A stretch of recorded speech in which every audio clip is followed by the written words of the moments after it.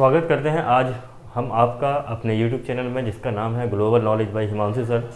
Hindi series हम लोग पढ़ रहे थे। हिंदी सीरीज में आज हम शुरुआत करने वाले हैं व्याकरण। इससे पहले हमने कुछ जनरल जानकारी देखी थी हिंदी के बारे में, जो आपने आशा है कि आपने देख ली होंगी। तो आज से स्टार्ट करेंगे हम हिंदी व्याकरण। ठीक है, हिंदी व्याकरण में आज हम पढ़ेंगे क्या, वर्णमाला।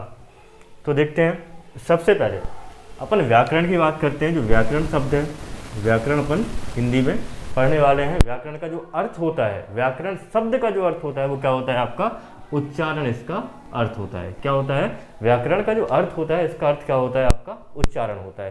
क्लियर है।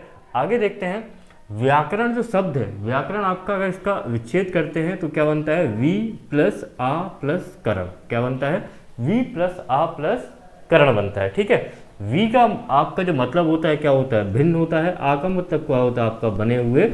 और आ प्लस करण का मतलब होता है आपका बने हुए। ये इसका आपका व्याकरण शब्द का अर्थ हुआ। आई थिंक, आई होप आपको समझ में आ गया होगा। एक क्वेश्चन यहाँ से बनता है, क्या इंपॉर्टेंट क्वेश्चन बनता है वो आपको देखना है कि जो व्याकरण है, क्वेश्चन आपका बन सकता है, व्याकरण शब्द में क्या बनेगा, व्याकरण शब्द में कितने उपसर्ग हैं। क्या है, कितने उपसर्ग हैं। तो कितने उपसर्ग है इसमें व्याकरण में, एक आपका वी उपसर्ग है, एक आपका आ उपसर्ग है। इसमें आपका व्याकरण शब्द में कितने उपसर्ग हुए, आपके 2 उपसर्ग हो गए। क्लियर है। आई होप आपको समझ में आ गया होगा। आगे चलते हैं, व्याकरण आपको क्लियर होगा। आगे देखते हैं,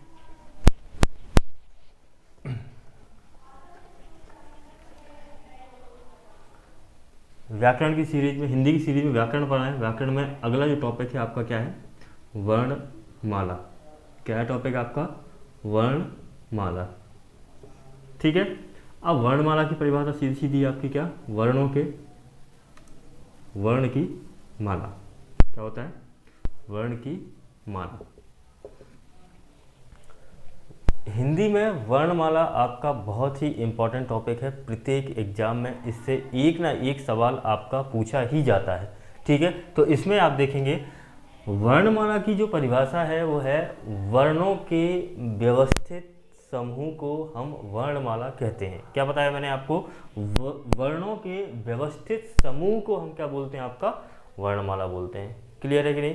क्या बताया मैंने, वर्णमाला की एक परिभाषा और इसकी बनती है, या इसका मतलब अलग होता है। जब भी हम किसी भाषा को बोलते हैं, जब भी हम किसी भाषा को बोलते हैं, या हम उस भाषा को क्या करते हैं, लिखते हैं। जब भी हम किसी भाषा को लिखते हैं तो उस भाषा को लिखने के लिए उपयुक्त प्रतीकों के समूह को हम क्या बोलते हैं, वर्णमाला बोलते हैं। वापस से सुनेंगे, समझ में नहीं आया होगा कि जो भी आपकी भाषा है, कोई भाषा, उसको लिखने के लिए उसमें उपयुक्त प्रतीक चिन्हों को हम क्या बोलते हैं, वर्णमाला बोलते हैं। उसमें प्रयुक्त जितने भी आपके चिन्ह होते हैं उनको क्या बोलते हैं, अपन वर्णमाला बोलते हैं। क्लियर है कि नहीं। किसी भाषा को, क्या बताया मैंने, किसी भाषा को लिखने के लिए उसमें प्रयुक्त चिन्हों के समूह को हम क्या बोलते हैं, वर्णमाला बोलते हैं।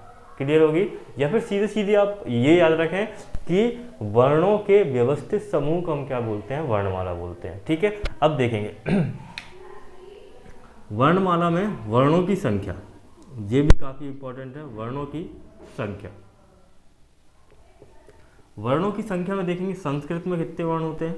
संस्कृत में आपके जो वर्ण होते हैं वो कितने होते हैं, आपको याद रखना है, 63 वर्ण होते हैं। कितने होते हैं, 63 वर्ण होते हैं। अब 63 वर्णों में क्या होगा आपका, ये किसने दिया था आपका, महर्षि पाणिनि ने बताया था।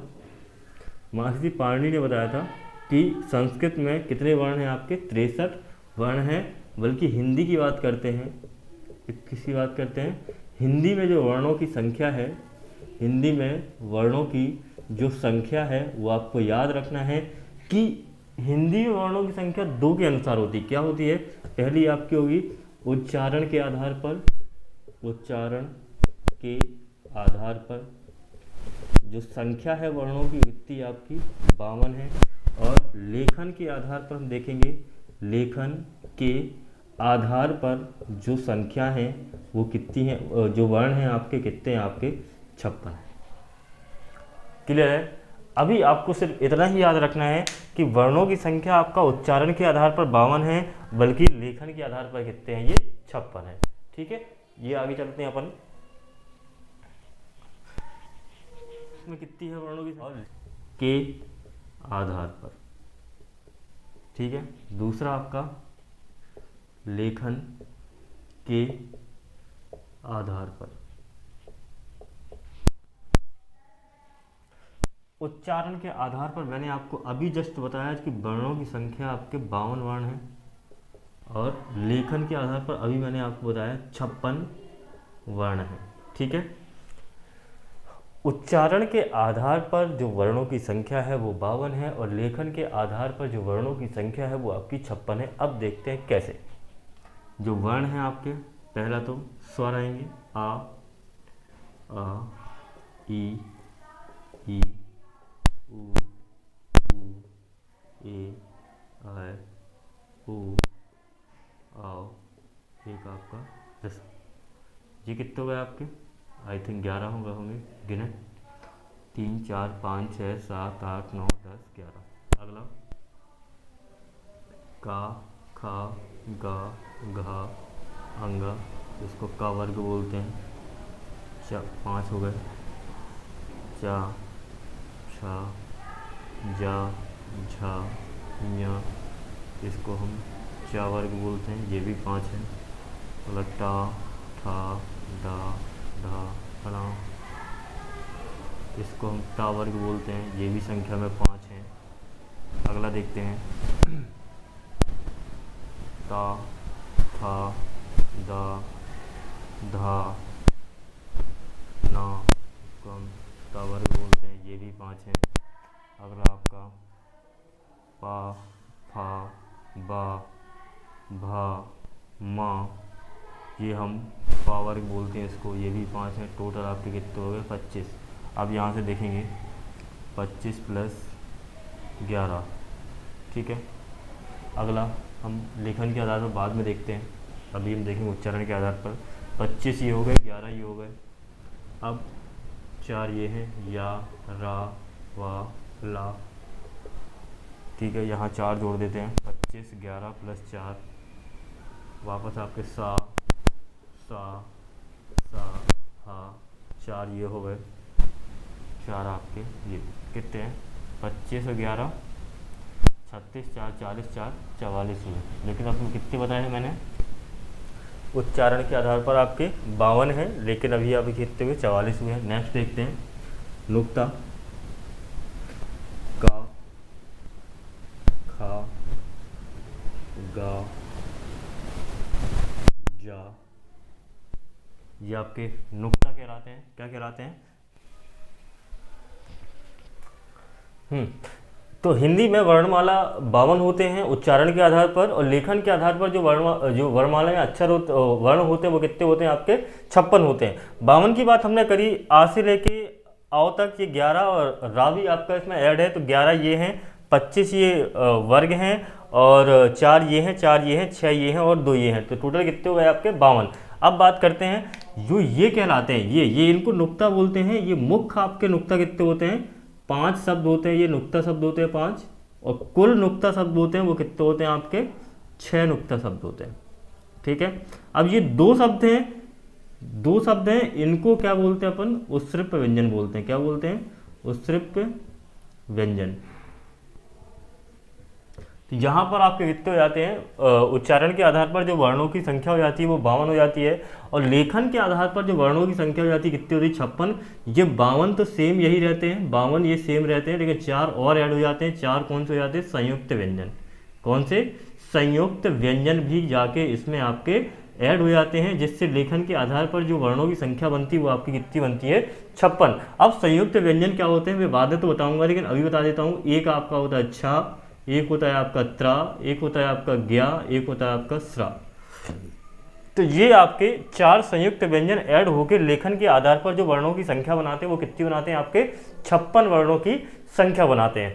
क्लियर है? तो यहाँ पर मैंने आपको बताया कि वर्णमाला में जो वर्ण है वो कितने हैं? जो उच्चारण के आधार पर है वो आपके 52 है, लेकिन लेखन के आधार पर आपका 56 है। वो कौन कौन से 52 और 56 है ये आपके सामने मैंने लिख दिए हैं। आई थिंक यहाँ तक क्लियर होगा। अब आगे चलते हैं।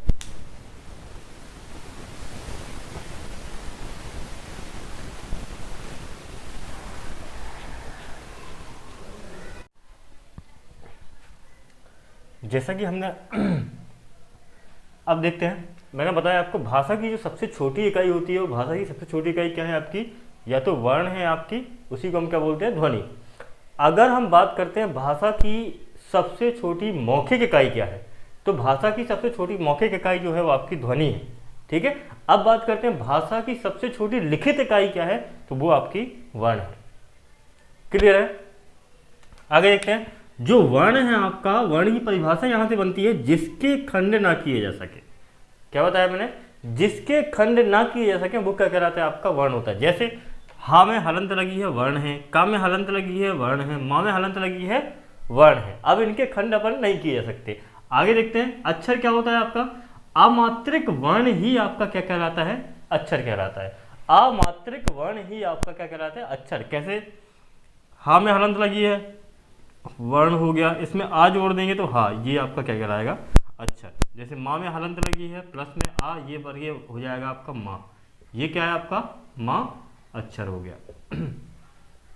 तो वर्ण और अक्षर में क्लियरली आपको डिफरेंस समझ में आ रहा हो। जिसके खंड ना किए जाए वो आपका वर्ण कहलाता है, तथा अमात्रिक वर्ण को ही क्या बोला जाता है, आपका अक्षर बोला जाता है। क्लियर है। आई थिंक यहाँ तक क्लियर हो गई होगी बात। आगे देख लेते हैं। कुछ शब्द हैं उनमें थोड़ा अपन अभ्यास करेंगे। जैसे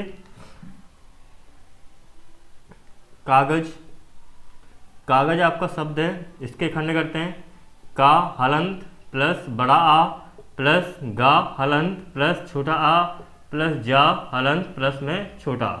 तो इसमें कितने वर्ण हो गए, 1 2 3 4 5 6। तो वर्णों की संख्या कितनी है आपकी, 6। यहाँ पर अक्षर कितने हो गए, का प्लस गा प्लस जा। तो अक्षरों की संख्या कितनी हो गई, यहाँ पर 3 हो गई। क्लियर। अगला देख लेते हैं, पानी, पा प्लस बड़ा प्लस ना प्लस बड़ी।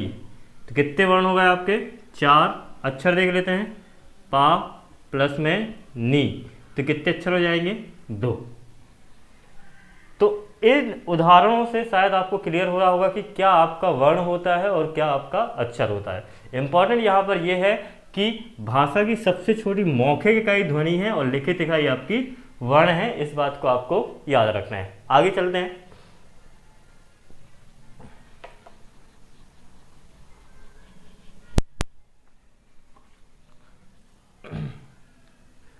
शब्द क्या होता है,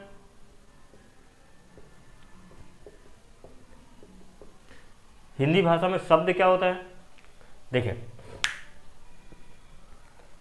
सार्थक वर्णों या अक्षरों के समूह को हम क्या बोलते हैं, शब्द बोलते हैं। क्या बताया मैंने, सार्थक वर्णों एवं अक्षरों के समूह को हम क्या बोलते हैं, शब्द बोलते हैं। ठीक है। सार्थक होना चाहिए, उनका कुछ ना कुछ अर्थ होना चाहिए, निरर्थक नहीं होना चाहिए। क्लियर है कि नहीं। तो सार्थक वर्णों या अक्षरों के समूह को हम क्या बोलते हैं, शब्द बोलते हैं। जैसे जा ला, मिलके क्या बनेगा आपका जल। क्लियर। ना प्लस ला मिलके क्या बनाएंगे, नल। तो ये नल और जल क्या है, दोनों शब्द हैं। जा और ला आपके अक्षर हैं। अगर इस पे बात करें तो ना हलंत प्लस आ प्लस ला हलंत प्लस में आ, ये क्या है आपके वर्ण। तो सार्थक वर्णों के समूह को क्या बोलते हैं, शब्द बोलते हैं। या सार्थक अक्षरों के समूह को क्या बोलते हैं, हम शब्द बोलते हैं। क्लियर है। शब्द की परिभाषा क्लियर है। क्या बताया मैंने, सार्थक वर्णों या अक्षरों के समूह को हम क्या बोलते हैं, अक्षर बोलते हैं। क्लियर है। आगे चलते हैं, शब्द बोलते हैं।